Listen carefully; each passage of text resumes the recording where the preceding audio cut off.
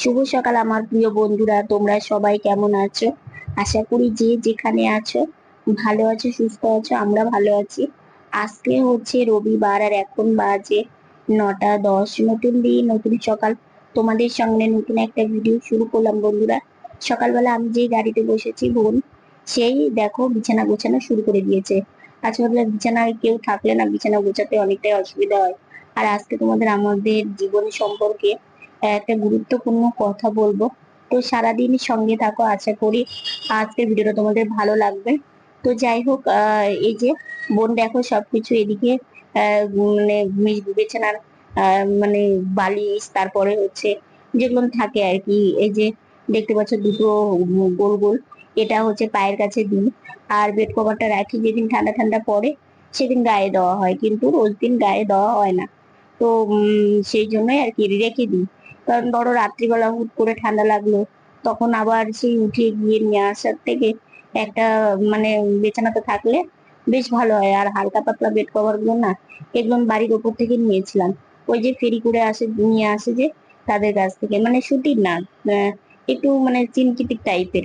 আর এগুলো না বিছানায় পাতলে ছোট হয়। তো সেই জন্য এই বেড কভার গুলো গায়ে বেশি আমাদের দেওয়া হয়। কারণ যেহেতু ছোট আর হচ্ছে হালকা পাতলা, আর হালকা পাতলা জিনিস গায়ে দিতে অনেকটাই ভালো হয়। তো সেই জন্যই আর কি। তো এইদিকে হচ্ছে মশারিটা এই যে দেখো এইভাবে গুটিয়ে রেখে দেয়, দেখতে ভালো লাগে। আগে এমনি মানে গুছিয়ে এক কর্নারে রেখে দিত, আর এখন এভাবে রাখাতে ঘরের লুকটাও একটু অন্যরকম হয়, দেখতেও সুন্দর লাগে। আর আমরা যেহেতু বেশিরভাগ সময়টাই ঘরে থাকি। তো যাই হোক, এদিকে দেখো বোনের মশারিটাকে গোছানো হয়ে গেল, গুছিয়ে রেখে দিল। তারপরে যে হালকা একটা বেড কভার, ওটাও সুতির, ওটাও ছোট, ওটাও মানে বিছানাতে রাখা হয়। মানে বোনের একটা আমার একটা। আসলে কি বলতো, আমরা দুই বোন এক ঢাকনাতে এই জন্য শুতে পারি না, যেহেতু ব্যথার শরীর। আমি একদমই আলাদা একটা ঢাকনাতে নিই। আমার শীতের দিনেও তাই ঢাকনাটা একদম পুরো আলাদা। তো দেখো তোমাদের সাথে গল্প করতে করতে বিছানা গোছানো কমপ্লিট হয়ে গেল। আর বিছানাটা গোছানো থাকলে দেখবি দেখতেও সুন্দর লাগে, ঘরের লুকটা অন্যরকম লাগে। আমি ব্রাশ করে এই মুহূর্তে আসলাম ঘরে, তো এসে দেখছি বোনের বিছানা গোছানো হয়ে গেছে। তো বোন বলছে দিদি ভাই জানালাটা খুলে দিই। তো শীতের দিনে না দরজা জানালা খুললে না দেখবে ঘরটা একটু হলেও গরম কম লাগে। ঘরের মধ্যে না একটা গরম মানে এত লাগে।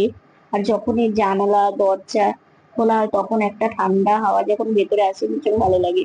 দেখো ট্যাপের জল পড়ে রাস্তার এই জায়গাটা কেমন হয়ে গেছে, আকাশটা কিন্তু বেশ সুন্দর।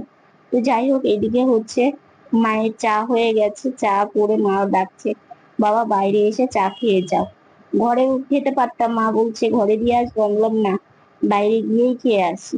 তো চা খেয়ে একটু বসে থাকতে মা থাকতে মা এদিকে রান্না বসিয়ে দিল। আর লতি এনেছে, কচি লতি, না আরেকদিন খেয়েছিলাম, বেশ ভালো লেগেছিল। তো সেই জন্য আজকে লতিগুলো এত ভালো ছিল, মোটা মোটা, মানে বানাতেও সময় লাগেনি। আর কচি লতিগুলো এত সুন্দর ছিল। আর আজকে মা আবার একটু রান্না করেছে অন্যরকম করে। আর একদিন রান্না করেছিল পোস্ত দিয়ে, আর আজকে মা রান্না করেছে আদা জিরে লঙ্কা সব বাটা দিয়ে করেছে। আজকেরটা পোস্ত দিয়ে যেদিন করেছিল ওটাও ভালো লেগেছিল, আজকেরটাও দারুণ হয়েছিল। তো যাই হোক, একটু কম সেদ্ধ করেছি, না হলে না একদম পুরো মানে গলে যায়। গলে একদম মানে বোঝাই যায় না যে এটা লতি না অন্য কিছু। তো যাই হোক, এইদিকে হচ্ছে লতি হয়ে গেছে, কচি লতি রান্না কমপ্লিট হয়ে গেছে। এখন হচ্ছে বসিয়েছে পটল, পটলটাকে ভেজে নিচ্ছে। আলু পটল দিয়ে একটু বড়া ভেজে ঝোল করবে আর কি। তো সেই জন্য পটলটাকে এইভাবে বানিয়ে নিয়েছে, নিয়ে এখন এই যে ভাজছে পটলটাকে। আর এদিকে মশলা করবে। আর এদিকে দেখো পটল ভাজাটা হয়ে গেছে। আর পটল ভাজার পরে দেখো একদমই অল্প হয়ে যায়, মানে পটল হচ্ছে জল টাইপের তরকারি, তো সেই জন্য। তো যাই হোক, এখনো তাও পটল ভালো লাগে। তো যাই হোক, এখন এই যে ভাজা ভাজা করে নিচ্ছে।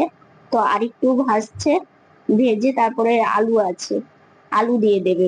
আলু পটল দিয়েই করবে ঝোলটা আর কি।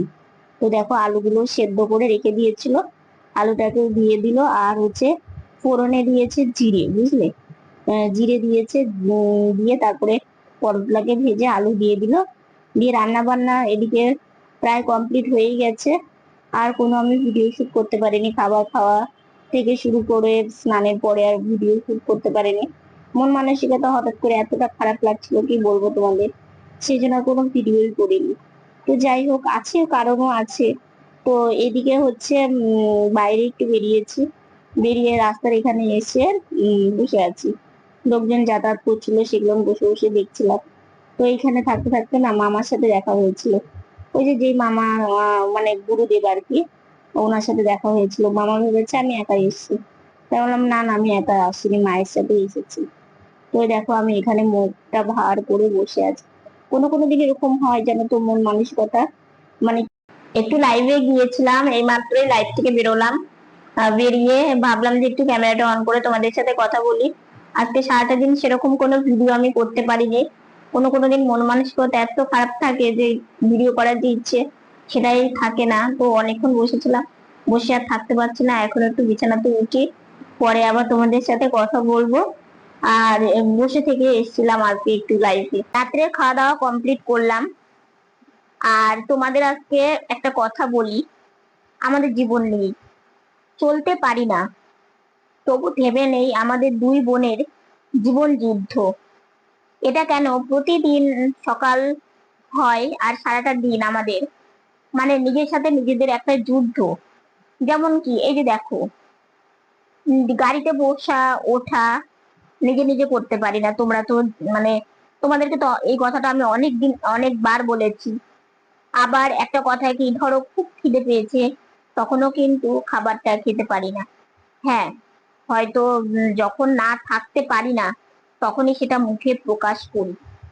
আর রইল হচ্ছে আমাদের জীবনের যে চলার যে সব চারিদিকে যে আমরা চলাফেরা করি, এবং সব ক্ষেত্রে যে ভালোটাই আমাদের সবসময় সাথে হয় সেটা কিন্তু না। অনেক সময় অনেক কিছু শুনে, অনেক কিছু জেনে আমাদেরকে মুখ বুঝে সেটাকে সহ্য করতে হয়। সেটাও আমাদের কাছে একটা যুদ্ধের সমান। আমার বোন, সে দেখো প্রতিবন্ধী। আজকে দেখো আমরা দুই বোনের মধ্যে একজন যদি ভালো হতাম, তবে এক বোন আর এক বোনের দুঃখ কষ্টকে বয়ে নিয়ে যেতে পারতাম। কিন্তু ভাগ্যের পরিহাস দেখো যে আমরা দু বোনই এরকম। তো বোন এই যে জীবনের যে জার্নি, এই যে নড়াচড়া, এই যে কাজ করা, এই যে ঘর গোছানো, রান্নাঘরে কাজ করা, বসে বসে যাওয়া, হেঁটে চলাফেরা করা, আর একটা বসে বসে চলাফেরা করার মধ্যে কিন্তু অনেক তফাৎ। কোনো সময় বোন মেঝেতে বসে নড়াচড়া করার জন্য কোনো সময় মা মেঝেতে বালি বেশি পড়ে থাকতে দেয় না, এবং অনেক সময় হাওয়াতে আমাদের মেন গেট থেকে ধুলোবালি বাড়ির মধ্যে চলে আসে, পুরো কিচকিচ হয়ে থাকে। আর বুঝতেই তো পারো, মা সকালবেলা একবার ঝাড়ু দেবে, তারপরে বোন যখন স্নান করে আসে তখন ঝাড়ু দেয়, আবার দুপুর বেলার দিকে আবার ঝাড়ু দেয়, বিকেল বেলা আবার দেয়, আবার রাত্রিবেলা যখন আমরা খাবার খাই, মানে ঝাড়ু দিয়ে তো বাইরে নোংরা ফেলতে নেই রাত্রিবেলার দিকে, ওটা এক সাইডে গেটের পাশে জড়ো করে রাখে। যাতে এতবার ঝাড়ু দেওয়ার কারণটা কি, বোনের বসে বসে যাওয়াটা যাতে ওর কষ্ট না হয়, ওর পায়ে যেন কোনো বালি কোনো পাথরের একটা টুকরো ওর পায়ে না বেঁধে।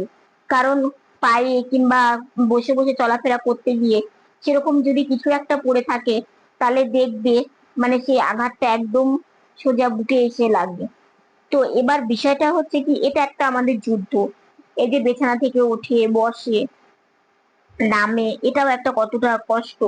এই যে হুইল চেয়ার চালিয়ে যায়, এই যে আমি গাড়ি নিয়ে একটু বাইরে যাই, বোন একাই থাকে, ওর গাড়িটা নিয়েও কিন্তু ও বেরোতে পারতো, কিন্তু ও ভাবে যে না আমি বাড়িতে থাকি, দিদিভাই একটু ঘুরে আসুক।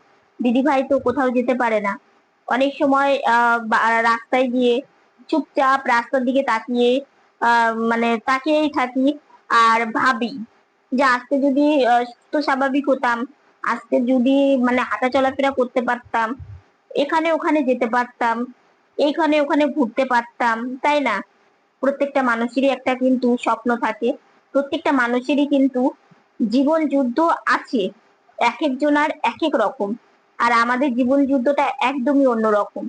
কারণ যেহেতু আমরা প্রতিবন্ধী, যেহেতু আমরা নিজেরা সেরকম, হ্যাঁ, যদিও বলো যে তোমার বোন ঘরের কাজ বসে বসে করতে পারে, অনেক কষ্ট হয়, কিন্তু ও কাউকে না বলে, ও ও নিজে নিজেই সেটা করে, বুঝতেও দেয় না কাউকে যে ওর কষ্ট হচ্ছে, ও পাচ্ছে না, কিংবা ওর শরীর নিচ্ছে না।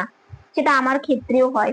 যেমনই আজকেই একটা বিষয় বলছি, আজকে সকাল থেকে আমি সেইভাবে কোনো ভিডিও শুট করতে পারিনি। এই কারণে কি মনে হচ্ছে যে আমি পারছি না, আমি একটু রেস্ট নিই। আমি আজকে মানে পারছি না, কিন্তু আমার কাজ তো আমাকে করতেই হবে, তাই না? তো সেই জন্য আজকে সেইভাবে তোমাদের আমি ভিডিওটা মানে করতে পারিনি। তো আমি জানি তোমরা অনেকেই আমাদের দু বোনকে এবং আমার পরিবারকে অনেক ভালোবাসো এবং নিজের পরিবার মনে করো।